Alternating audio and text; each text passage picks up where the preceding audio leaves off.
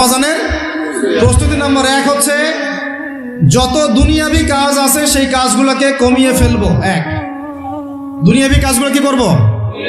মানে দুনিয়াবি যত কাজ, যত ব্যস্ততা যা আছে এগুলোকে কমায় নিয়ে আসবো, যাতে রমজান মাসে আমাকে বেশি বাইরে দুনিয়াবি প্রয়োজনে বাইরে বের হইতে না, মানে বেশি ব্যস্ততা আমাকে দুনিয়ার জন্য না করতে হয়। মনে করেন যে আপনি চাইলে এখন যদি সামর্থ্য থাকে রমাদান এবং ঈদের বাজার করে রাখতে পারেন, কারণ লাইলাতুল কদর নষ্ট করে ঈদের বাজার, আর রমজানের অনেক রুহানিয়াত নষ্ট করে দেয় দুনিয়াবি বাজার ঘাট, তাই না? সবার সামর্থ্য হয় না, কিন্তু বড় বড় যে বিষয়গুলো আছে, বড় বড় খাবার, মৌলিক খাবার, এগুলো আপনি 2 মাসের জন্য বাসায় রাখতে পারেন যদি সামর্থ্য থাকে। সামর্থ্য নাই তাহলে সেটা আলাদা বিষয়।